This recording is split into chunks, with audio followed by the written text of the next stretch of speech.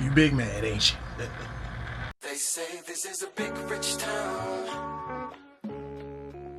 I just come from the poet's part. Bright light, city life, I gotta make it. This is where it goes down. I just happen to come up hard. Legal or illegal, baby, I gotta.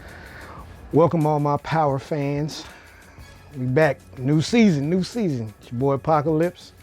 This ain't gonna be too sprawled out, you know. I'm just gonna give my take on what we witnessed this past weekend. All right. So, quiet as kept. I had a couple reservations before I went into this season. You know, I'm a power pure. So I was like, how are you gonna continue a story about ghosts when ghosts ain't even there?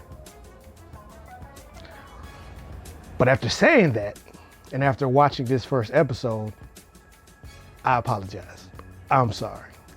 This just the way the story after the fact is building up is beautiful to me. But I'll get into that in a little bit. All right, some of the things that took away from Power, the Book of Ghosts 2.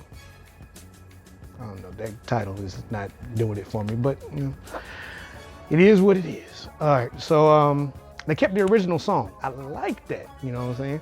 They took out, and of course you paid attention to the pictures and everything like that. So they took out everything, all the traces of ghosts and everything like that. But I like the fact they kept the original song with Joe. Shout out to Trey Songz, but Joe. And you better keep it Joe. All right. First scene had me rolling right off the bat with the U.S. Marshal escorting Tasha with that forehead. I know I can't speak, but Jesus. Anyway, so we walk in with the U.S. Marshal. I like her. I hope she's in it. She just seems like she's gonna bring some, if not funny, but some like weird situations, like as long as Tasha's in the prison. So I like that. Shout out to that. All right. One of the biggest questions I had. Now, don't get me wrong. This show was amazing. Had me watch every second of it quietly, you know what I'm saying, just to make sure I don't miss nothing. But one of the big questions, one of the biggest takeaways from this, and somebody please help me with this. How old is Yaz? I'll wait. Because they had a shot of them about to go into the courthouse for, I guess, her arraigning or whatever like that, and the grandmother was standing next to a grown child, a youth, if you will. I just call her a youth. And last time I checked, Yaz was what, 2, 3, maybe 4? So come on, stars, we ain't dumb. We know every person in this cast that needs to be known, and Yaz's name was constantly throughout that. You might have not seen her the whole time, but we knew that was a baby. So It's my baby! No, the fuck it's not. No, the fuck it's not. No, it's not. No. I swear on my dead grandma, no, the fuck. No. How old is that child? I'll get away from it. Some things, just some bullet points that, you know, you might have not caught if you was watching it. Because, oh, I'm sorry. If you have yet to see the episode, the first episode, that's your fault. You ain't a power pure, as I called it, because that came out, what, 12:01 on Sunday morning? So you have from then to now to watch that show? That's your fault. So yes, there is going to be a couple spoilers. I'm going to try to, you know, trim the fat, but there's going to be a couple spoilers. So the first one's first is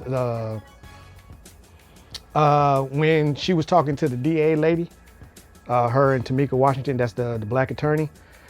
I'm gonna get on her in a second.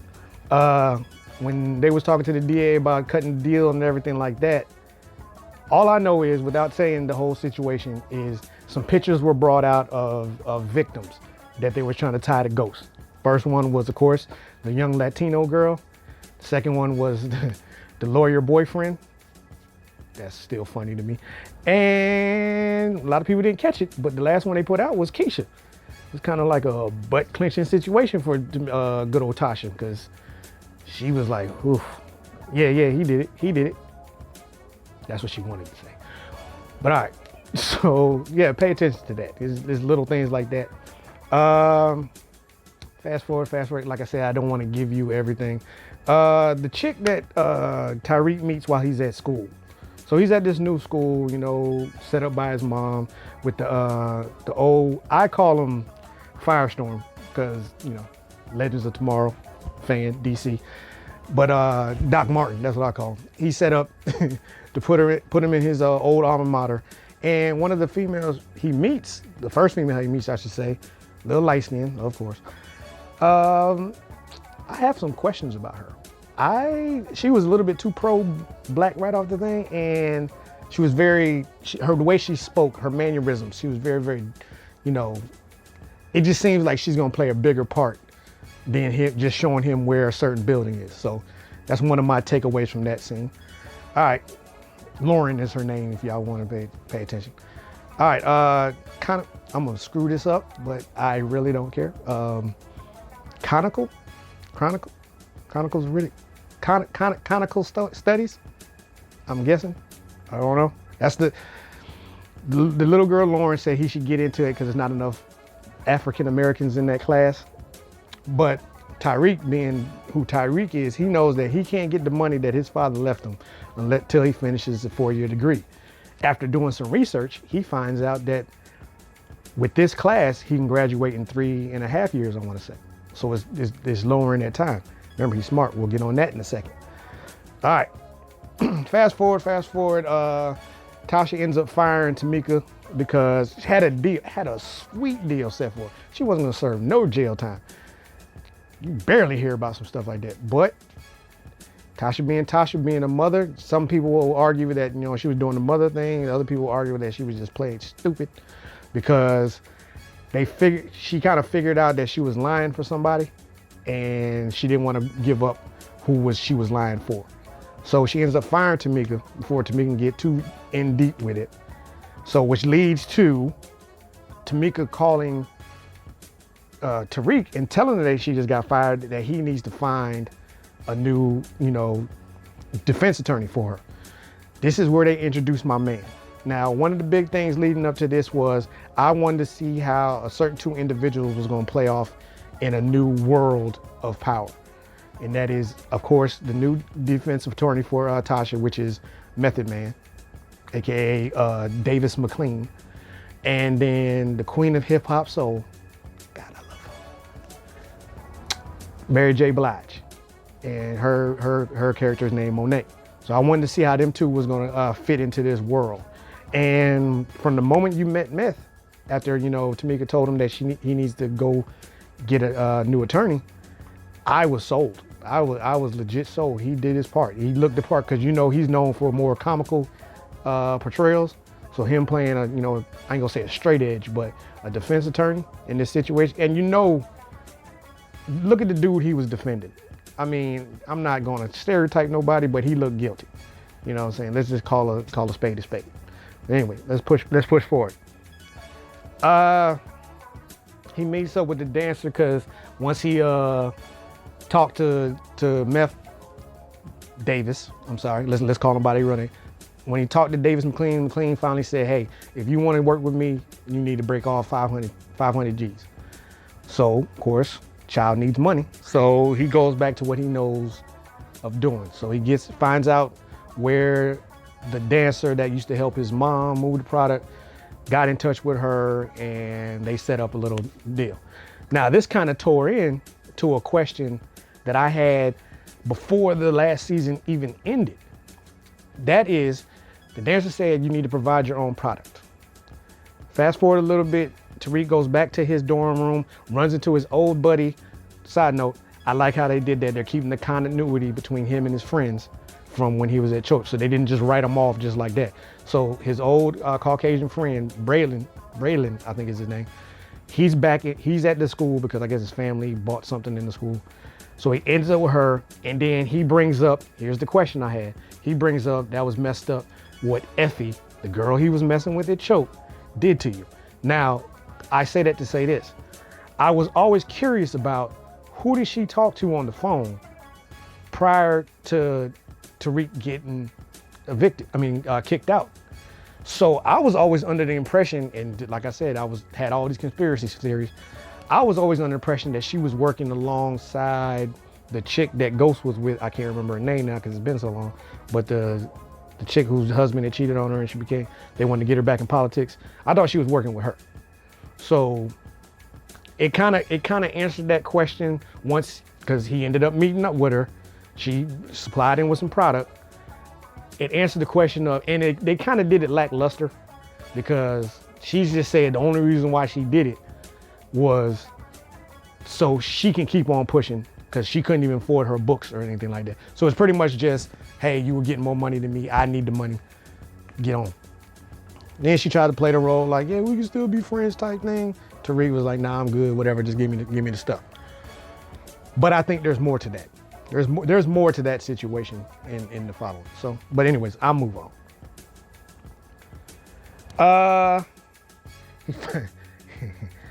He meets his roommate, his new roommate, because forgot to tell you, Doc Martin told him that to stay in the school, he had to tutor one of their basketball player who just got there in everything to keep in school. So he finally meets up with his roommate. I'm not gonna really go into that. Let's just say, I figure, hey, that's how most people meet in college. You know what I'm saying? When you first meet your roommate, the way they met, because it's college. Moving on. He then takes him to the house. He then takes him to his family's house. That's where he meets his cousins, aka / brothers and sister, and Monet, Mary J. Blige. Now I like how they did this, but I also have a question mark, but I'm gonna go to that at the end. So the way they met, he met the sister, he met the brother, he met the other brother in another funny, kind of weird kind of way. But either way, they're all shady to me. Even the female. If you really look, she asks a lot of questions, and the light-skinned one, he just gave that look. Granted, that's probably just how, you meet somebody new, you don't know who they are, so you kind of back up, but still shady. And then of course, Kane, who I know from somewhere. That boy looks so familiar. She was like, Kevin. I said, Miss Green. She said, did you let your mother read the note? I said, yes, I did. She said, well, what did your mother say? I took a deep breath. I looked at my friends. I was like, it's about to go down. I said, well, my mom told me to tell you to mind your damn motherfucking business, bitch. Little stupid bitch. Little dumb teaching bitch. 2 + 2 not knowing what the fuck it is, bitch. Cross-eyed crying down your back, fat foot ass bitch. Long titty, no nipple having ass bitch. But anyway, he's the second in command. You can already tell that off rip. He's under Mary J. Now, to speak on Mary J, bless her soul. I'm sorry, Miss Monet. That was how you introduce a character like that. I say that like this. She barely spoke, but when she did, you can tell that she was running the game. She was running everything. Granted, it was a family situation and everything like that, but you knew that everybody respected her off rip.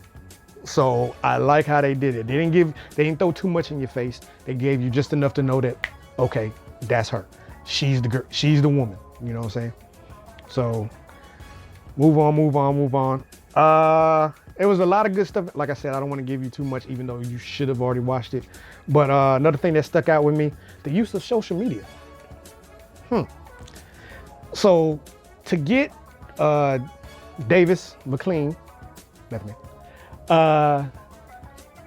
Tariq did some cool stuff. He used Ezekiel Cross, that's the basketball player. He used his followers and went live and pretty much backed him in a corner. Pretty much just saying that, hey, thank you for taking my mom's case, yada, yada, yada, so that he had to do it. Smart plan. Kind of ghost-like. So after they hash out what's going to happen, then we fast forward. They try to present her with another deal as long as she tells the truth. So going into the courtroom, this is one of the final scenes. Going into the courtroom, I had an inkling about what was about to happen. And trust me, part of it happened, but it did a complete 180 immediately after that. Here's how I say that. She was told that she has to tell the truth. She heard the conversation between Davis McLean. She had to tell the truth. This is her last chance. So she walks in there all straightforward. She starts apologizing to the DA. She started apologizing to the judge and the jury and everything like that. She says, okay, I didn't shoot him, even though I told you I did. But I was only protecting my family from what can transpire by the individual who actually did, which was, pause for effect, Tommy Egan. I knew his name was going to come out. Granted, I know he got his own spinoff coming or whatever, but I got to see my boy Tommy. You know what I'm saying? So that means that's pretty much like a spoiler to me that he's going to be showing up, because you just don't say he's like Candyman, sort of, without the hook, because if you say his name the wrong way, he's going to show up. Go back and do the research. It's the truth. So that kind of hyped me up. I was like, okay, yeah. And it makes sense. It makes sense because, you know, he's not there. He's laying low. He's underground. They already want him. The prosecutors already want him for other past stuff. Why not? I'm not going to say throw him under the table, snitch move, but it fit the allogram. I've tried to be smart. It didn't work, but it fit the story. So I'm thinking that's it. Forgot to mention that the Democrats, they don't want no blight on St. Patrick's name, ghost, if you will. They don't want no blight on his name. So they're going to try to get Tasha to take the fall for it. So and they was in the courtroom, surprisingly, him and Sachs, bitch ass. So as soon as she said what she said, my man from the Democratic Party was like, oh, Queen Pen. So pretty much they try to say that she was the one who instigated everything. She was running everything, and she's the one who had St. Patrick killed. So that's the 180 that it took. I was like, damn, I thought she was out of there after mentioning Tommy's name. That's a kind of get out of jail free card, if you will. But nah, they pulled everything back and was like, oh yeah, we going to trial because you are a Queen Pen man. So that's pretty much how it is. Yeah, Tariq doing some investigating on the Tejeda family. That's the Monet's, Mary J. Blige, that's her family name. So they're doing a little investigation. He's doing a little investigation, Googling, if you will, and sees that, you know, this guy was bigger than what he was. The father is in jail, so he's bigger than what he thought he was. And then it just so happens that Monet was at the courthouse and he saw how the party went down. Let me tell you something. And I said this before, so I'm being redundant, but at the same time, you need to hear this, people. Tariq is the new ghost. I said it. I've said it before. Tariq is, as much as he needs his ass whooped, and he does need his ass whooped, as much as he needs his ass whooped, Tariq is almost genius. He's almost a genius. So he thinks just like his father did. And what's even more supreme than that is the fact that with his father's will, he got his mother's tenacity. So he's even better than, or he's shaping up to be better than Ghost. That's my spiel on that. We can argue this till you're blue in the face. I still believe that that's the next, he is the next coming of Ghost. Everything that Ghost did that you was like, ooh, that was smart. Ooh, that was the shit. He's doing it little by little, in little doses. He's doing the same thing. So watch, he's becoming the new Ghost.